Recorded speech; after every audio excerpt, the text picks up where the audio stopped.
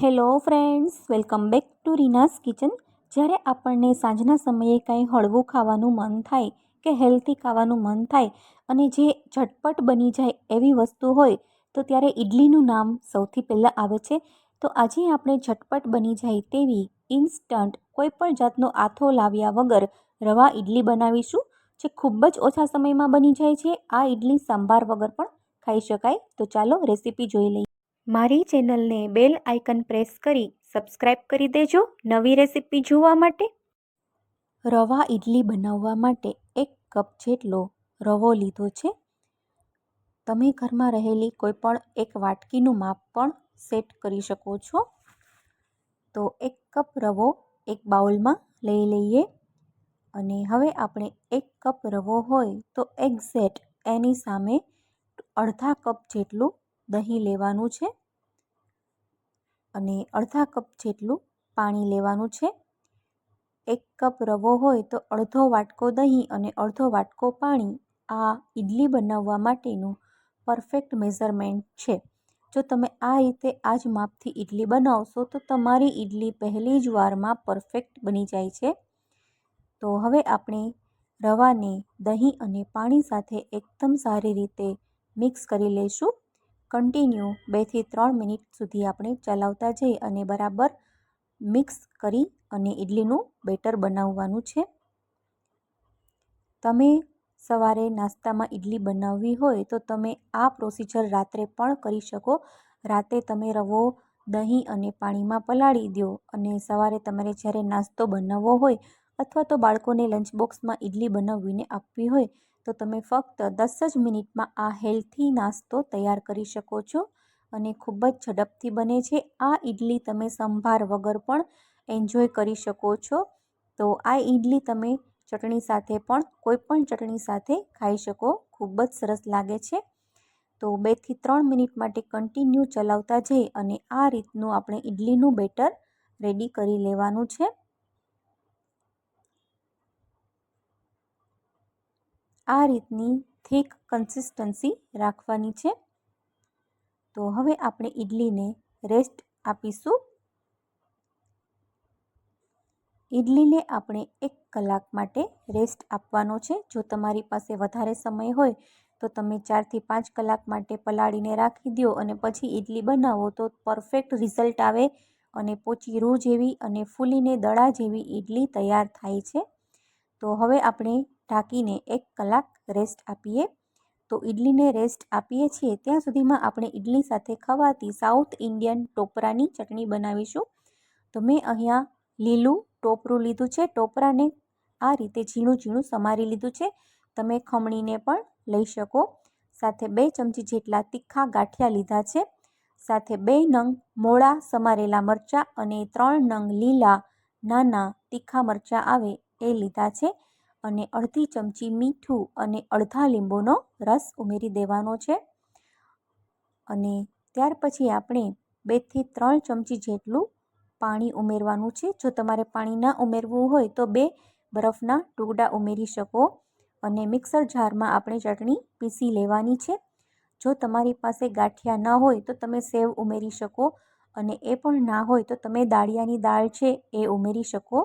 તો એનાથી ચટણીની થિકનેસ ખૂબ જ સરસ આવે છે અને એની ફ્લેવર પણ સરસ આવે છે. તો ચટણીને હવે આપણે બાઉલમાં ટ્રાન્સફર કરી લઈએ અને હવે આપણે ચટણીનો સ્વાદ 100 ગણો વધારે એના માટે આપણે આ ચટણીને વઘાર આપશું. તો 2 ચમચી જેટલું તેલ લીધું છે.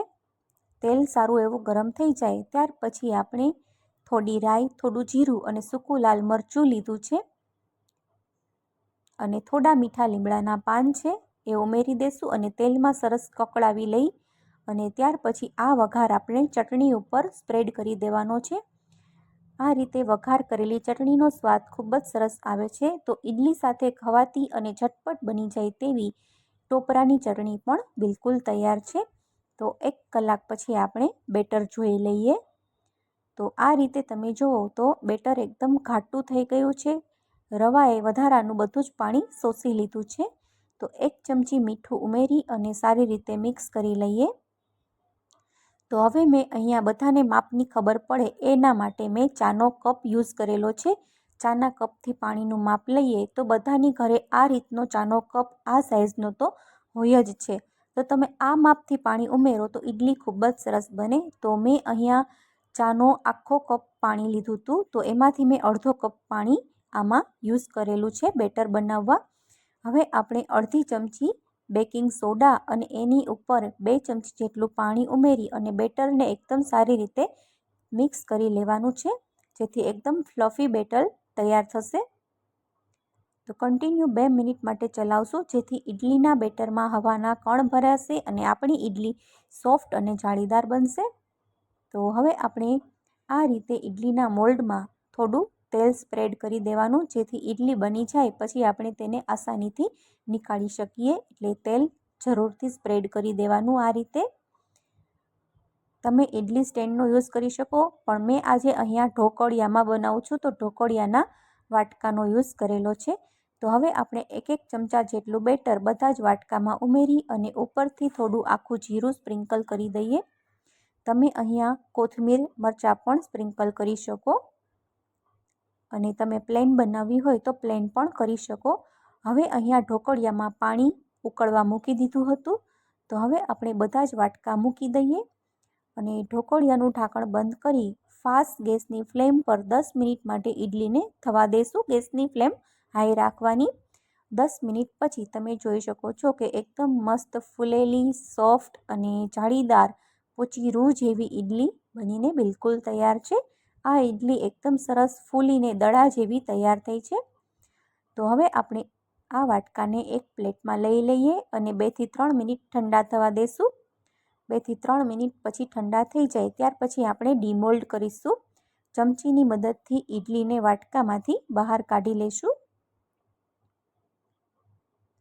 તો 2 મિનિટ માટે આપણે રેસ્ટ આપીએ પછી તમે ઇડલી કાઢો તો એકદમ આસાનીથી નીકળી જાય છે. તો બની છે ને એકદમ સરસ. તો આ ઇડલી ખૂબ જ ઝડપથી બની જાય છે. તો south Indian food healthy food તરીકે પણ ઓળખાય છે અને રવા ઇડલી આમાંથી આ એક સૌથી સરળ રેસીપી છે. આ રેસીપી તમે જરૂરથી ટ્રાય કરજો. તો ફ્રેન્ડ્સ, આજની આ રેસીપી સારી લાગી હોય તો મારી યુટ્યુબ ચેનલ રીનાસ કિચનને બેલ આઇકન પ્રેસ કરી ઘંટડીનું બટન દબાવી અને ચેનલને નવા રેસીપી વિડીયો જોવા માટે પ્લીઝ સબસ્ક્રાઈબ કરી દેજો.